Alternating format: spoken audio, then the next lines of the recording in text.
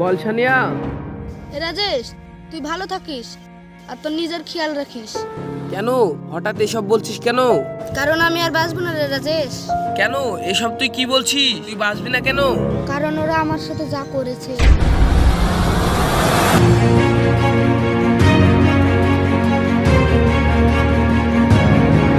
এই তোর কি হলো? ওরা কারা? ওরা তোর সাথে কি করেছে? এই সানিয়া, এই সানিয়া, তোর কি হলো?